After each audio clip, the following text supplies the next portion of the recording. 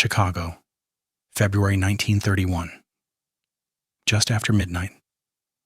Snow was still falling when the 8 men stepped off the train at Dearborn Station.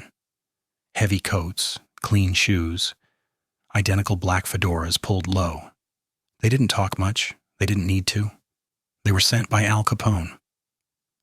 Their job was simple. Kill Ellsworth Bumpy Johnson before dawn and send proof back to Chicago. The reason was just as clear. Bumpy had crossed a line. Weeks earlier, Capone's liquor shipments moving through Harlem had started disappearing. Entire trucks gone. Drivers found alive but shaking, mouths wired shut. Then came the insult that made it personal.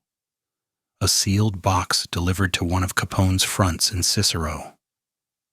Inside was a single bottle of Canadian whiskey and a Harlem newspaper folded open to a headline praising Bumpy Johnson's grip on the numbers racket.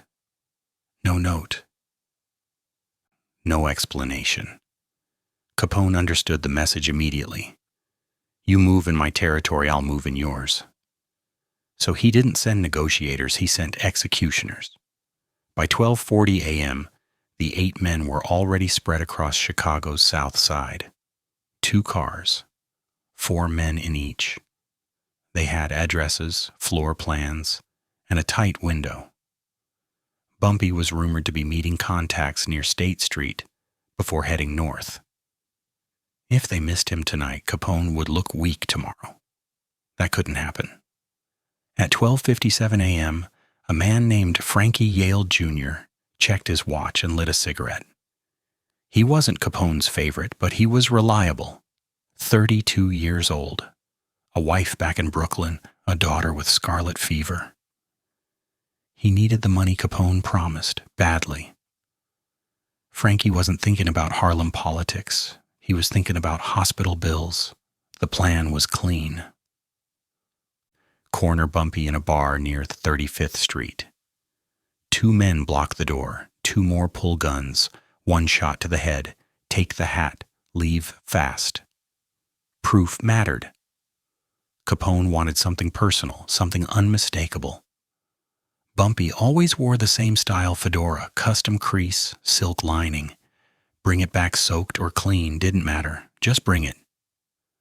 At 1:11 a.m., one of the spotters hissed, "That's him!" A tall man stepped into the streetlight, broad shoulders, calm walk. Fedora tilted just slightly to the right. Bumpy Johnson. The cars rolled forward, and that's when everything went wrong. Bumpy stopped walking. He turned, not startled, not rushed, and looked straight at the lead car. His eyes didn't widen. He didn't reach for a weapon. He just smiled faintly, like he'd arrived early to a meeting. Then he did something none of the 8 men expected. He tipped his hat. The first gunshot cracked the night open, then another. Glass shattered. People screamed. Bumpy vanished sideways into the alley as bullets chewed brick and steam pipes. 1 man went down clutching his leg. Another dropped his gun in the snow. The alley swallowed Bumpy whole. By 1:14 a.m., the street was empty except for shell casings and blood in the slush. No body, no hat. Just 8 men staring at each other, realizing the worst possible truth. Bumpy Johnson knew they were coming. And if that was true, who told him? Frankie Yale Jr. washed the blood off his hands in a South Side boarding house sink that didn't drain right. Pink water pooled, then spilled over the porcelain edge, dripping onto the floor like it had somewhere else to be. He stared at it longer than he should have. His leg was shaking. Not from the cold. From the thought he couldn't shake. Bumpy didn't run blind. He'd turned. He'd smiled. That wasn't luck. Frankie dried his hands on a towel that smelled like bleach and old smoke. He folded it once, twice. Neat. He always kept things neat when he was scared. In his coat pocket was a telegram he hadn't shown the others. It had been waiting for him at the station when they arrived. Mary says fever back. Doctors want cash up front. His daughter was 7. Too young to understand why her father had to leave town with strangers who carried guns. Too young to understand why money decided whether a child lived or didn't. Capone's promise was simple. Finish the job. Get paid tonight. Enough to settle the hospital bill and still send something home. But now there was no body, which meant no money. Downstairs, the rest of the crew argued in low, vicious bursts. One man swore Bumpy had a second exit planned. Another insisted the spotter was dirty. A third wanted to call it off and catch the first train east. Frankie didn't speak. He listened. The leader, Lou Caruso, older, heavier, the kind of man who'd survived by knowing when to bend, finally turned to Frankie. "You were closest," Lou said. "You saw his face." Frankie hesitated. That was the problem. He'd seen too much. "He wasn't surprised," Frankie said. "Not even a little." Silence dropped into the room. Lou exhaled slowly.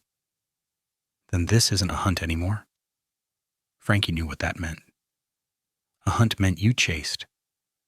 This meant the ground was already chosen, and it wasn't theirs.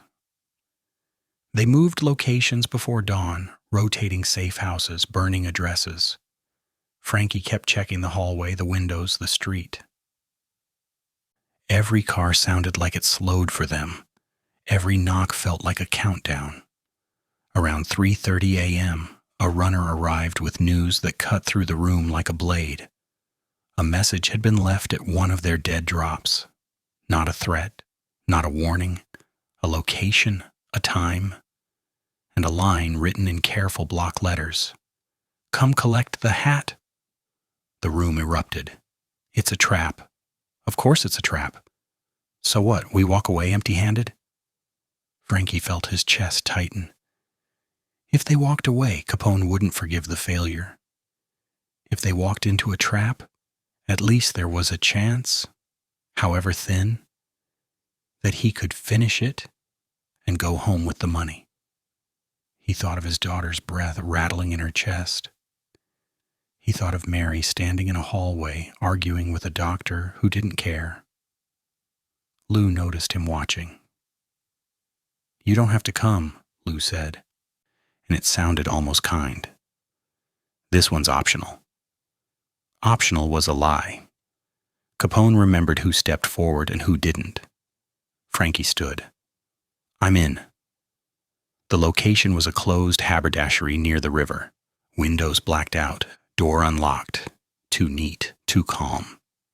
They went in pairs.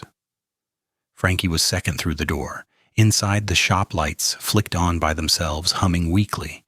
Hats lined the walls, dozens of them, different sizes, different styles. All black, all identical to the one Bumpy wore. In the center of the room sat a table. On it, 8 fedoras, laid out in a perfect row, clean, dry, untouched. Frankie's stomach dropped. Because none of them belonged to Bumpy. And before anyone could speak, the door behind them slammed shut. The lock clicked. Not loudly, not dramatically.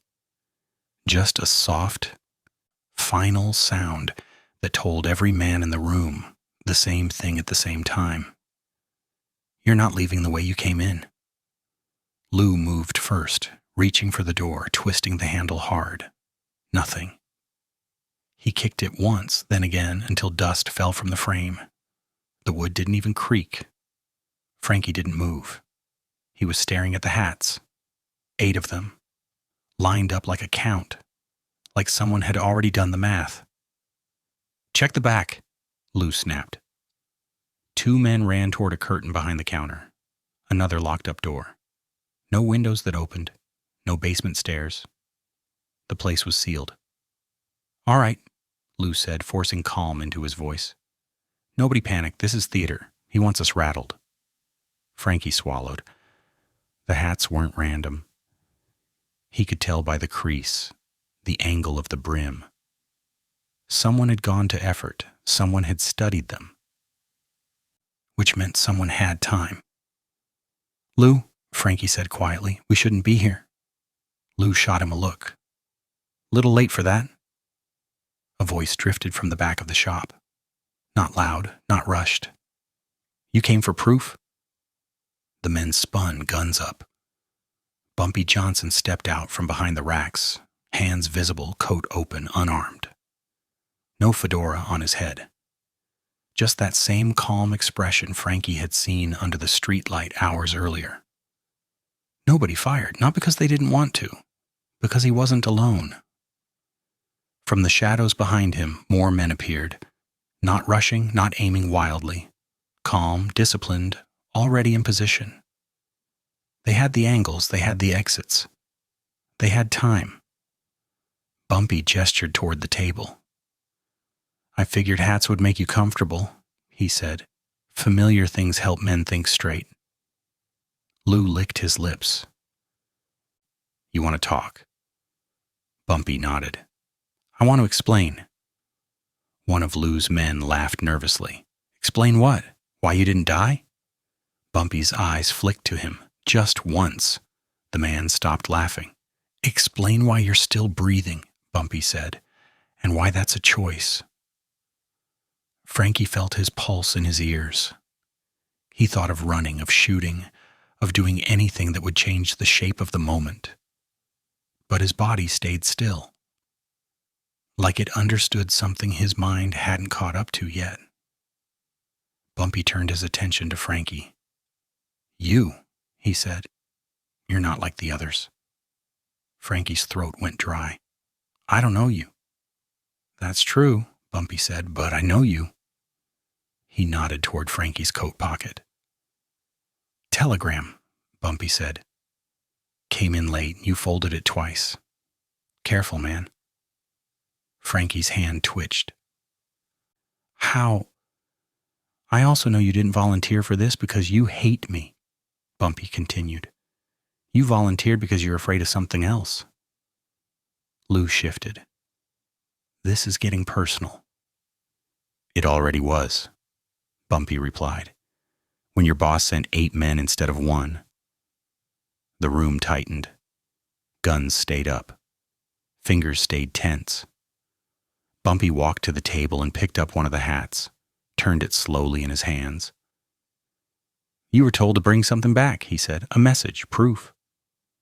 He placed the hat back down. "I decided to send a different kind."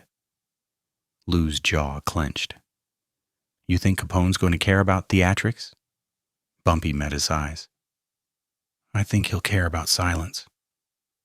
Frankie's stomach dropped. Silence meant no witnesses.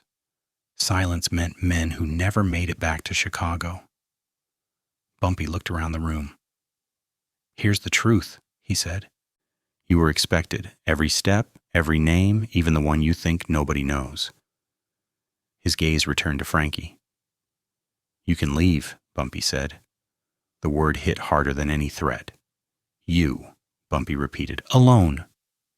Lou turned sharply. "What?" Frankie felt the room close in. "Why him?" Lou demanded. Bumpy didn't answer Lou. He answered Frankie. "Because someone in this room already sold you out," Bumpy said calmly. "And it wasn't you." The guns didn't lower. But now they weren't all pointed in the same direction. And Frankie realized, too late, that surviving this night might mean choosing who didn't. Nobody moved. 8 guns. 8 men. One sentence hanging in the air like a live wire. Someone already sold you out. Lou was the first to break. "That's a lie," he said too fast. "You're trying to split us." Bumpy Johnson didn't react. He didn't argue. He didn't raise his voice. He simply reached into his coat. Every gun snapped tighter. Bumpy pulled out a folded sheet of paper and placed it on the table between the hats. A train schedule, marked, circled, annotated. Frankie recognized the handwriting immediately. "Lose." "This," Bumpy said, tapping the paper, "is how I knew which station you'd arrive at, Which car? Which night? Lou's face drained of color. That doesn't mean anything, Lou snapped. I write things down. Bumpy nodded. You also like to get paid twice. Silence crushed the room. Bumpy turned slightly, addressing everyone but Lou. Your boss sent you here to solve a problem, he said. But Lou came here to end one. Lou took a step back. Don't listen to him. Bumpy kept going. Capone's shipments were disappearing long before tonight, Bumpy said. Someone in Chicago was already leaking routes. Costs, drivers, I didn't steal them. He finally looked straight at Lou. I bought them. Lou's hand twitched toward his gun. Bumpy was faster. Not with a weapon, but with words. Capone figured it out, Bumpy said. Not everything, just enough. Enough to know someone close was skimming. Frankie's heart hammered. You were never meant to go back, Bumpy said calmly. Any of you. The room erupted. One man swung his gun toward Lou. Another backed away, cursing. Lou shouted, trying to regain control, but the shape of the night had changed. Frankie understood it now. The 8 hats weren't for Bumpy. They were for them. Lou laughed, sharp, desperate. You think you're clever. Capone doesn't forgive traitors. He doesn't forgive failures either, Bumpy replied. And tonight was always going to look like one. Lou's eyes flicked around the room, calculating exits that no longer existed. So what? Lou snarled. You kill us. You think that ends it? Bumpy shook his head. I don't need to. He nodded once. A door at the back opened. Another man stepped in, older, well-dressed, hands clean. He didn't carry a gun. Frankie recognized him immediately, a Capone accountant, one of the quiet ones. The man looked at Lou with something like pity. It's over, the accountant said. Your accounts were already flagged. Lou stared at him, disbelief cracking into fury. You set me up. The accountant didn't deny it. You were going to burn us all eventually. Lou's shoulders slumped. That was the moment Frankie understood the full twist. This wasn't a hit. It was a purge. Capone had sent 8 men to erase a problem. Bumpy had turned it into a mirror. Bumpy stepped closer to Frankie. You still want to leave? He asked. Frankie's mouth was dry. His daughter's face flashed in his mind. The fever, the money, the choice he'd been running from since the train.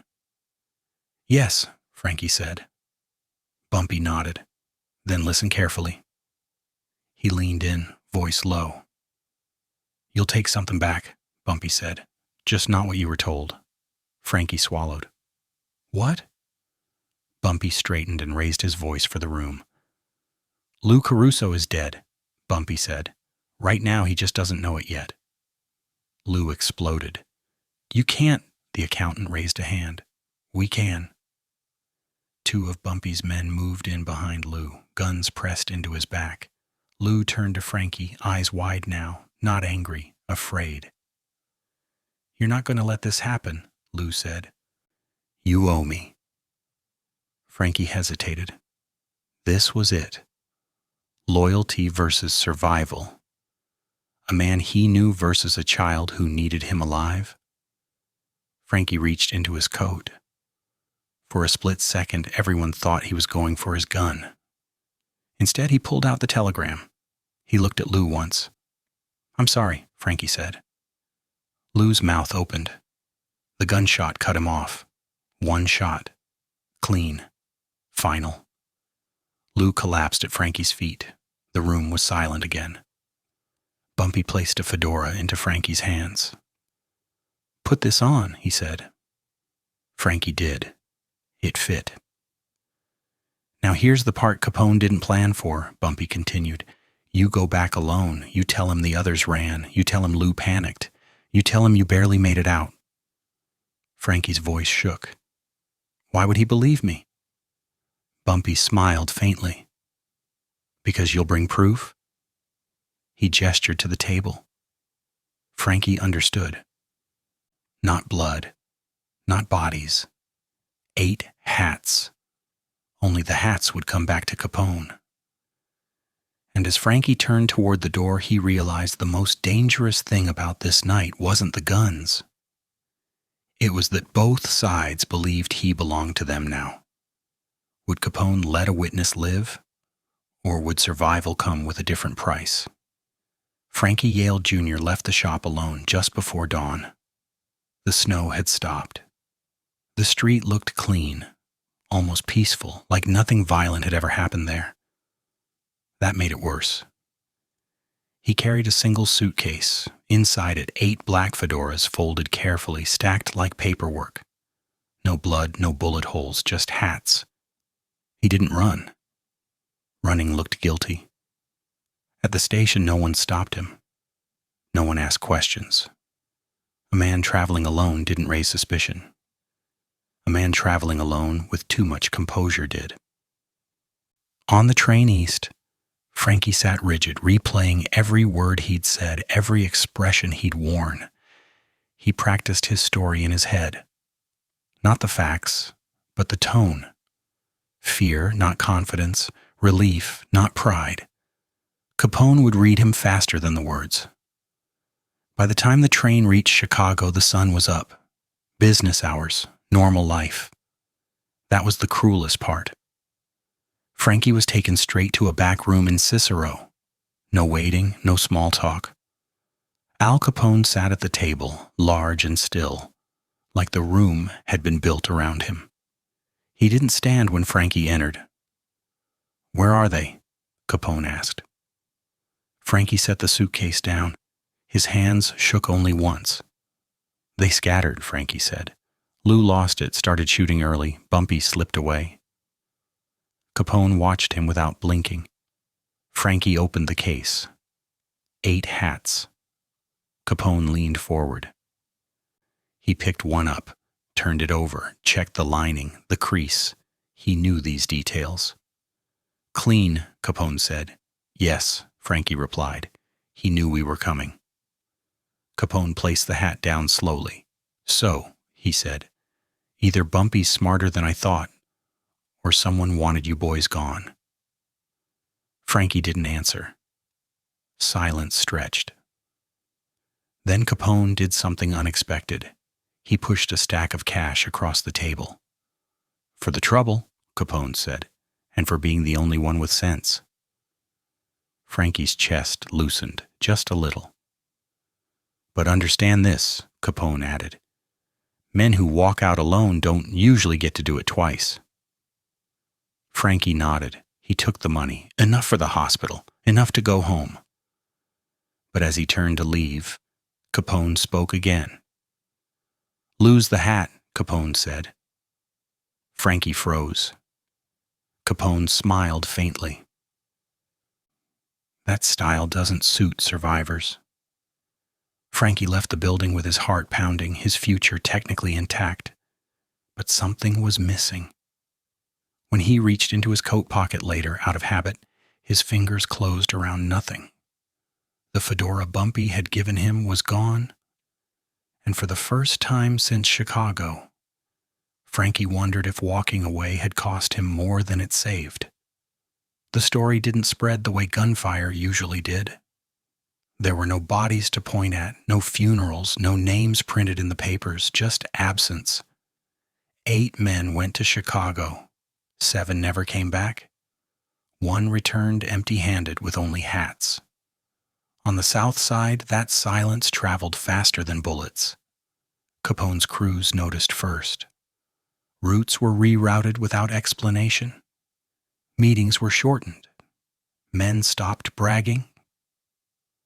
Nobody said Lou Caruso's name out loud anymore. It was like the word itself carried risk. In Harlem, the reaction was different. Bumpy Johnson didn't celebrate. There were no parties, no speeches. He didn't claim a victory because there was nothing visible to claim. That was the point. What changed was behavior. Independent operators who'd been squeezed by Chicago money suddenly found doors open again. Numbers runners who'd gone quiet came back to work. Not louder, smarter. No one said Bumpy's name like a challenge anymore. They said it like a weather report, something you planned around. The most unsettling part was how quickly the myth shifted.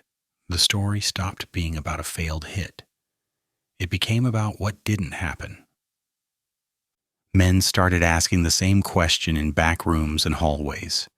If Capone sent 8 and got nothing back, what does that mean? Nobody had an answer they liked. And Frankie? Frankie Yale Jr. disappeared exactly the way Bumpy said he should. He paid the hospital. His daughter recovered. He went home. He took smaller jobs, cleaner ones, jobs that didn't require hats or proof or blood. But the nights didn't let him go. Every time a train whistle cut through the dark, he heard the lock click in that shop. Every time he saw a man in a fedora, he felt his chest tighten, because he knew the truth behind the rumor. Chicago thought Bumpy had outplayed Capone. Harlem thought Capone had blinked. But Frankie knew something worse. Both men had gotten what they wanted. Capone had removed a traitor and tested a boundary. Bumpy had sent a message without firing a public shot, and Frankie had become the proof that survived, which meant the balance wasn't settled. It was suspended, waiting for the next man who thought 8 was enough. And somewhere between Chicago and Harlem, the cost of that night kept moving quietly, looking for the next person who couldn't afford to fail. Because stories like this don't end when the guns go quiet. They end when someone finally pays twice. And that bill hadn't come due yet. Years later, Frankie Yale Jr. stood in a pawn shop on Flatbush Avenue staring at a mirror that didn't flatter him anymore. Age had bent him forward. His hands shook now, not from fear but from memory. The man behind the counter slid a black fedora across the glass. Good quality, the pawnbroker said. Old school. Frankie didn't touch it. The crease was wrong. Not badly wrong, just enough. That's when he understood what he'd lost. Not money, not safety, not even sleep. What Bumpy took from him that night wasn't his loyalty or his nerve. It was belonging. He didn't belong to Chicago anymore. He didn't belong to Harlem. He didn't even belong to the man who walked out of that shop alive. Men like Capone and Bumpy could afford symbols, hats, messages, silence. Frankie couldn't, because survivors don't get to keep the things that identify them. They just keep moving, hoping no one recognizes the shape of what they escaped. Frankie turned away from the mirror and left the hat on the counter. Outside, people passed him without looking twice. Which was the point. 8 men went out to kill a king. Only hats came back. And the one man who lived never wore one again. If you want the next story, the one nobody tells out loud, you know what to do.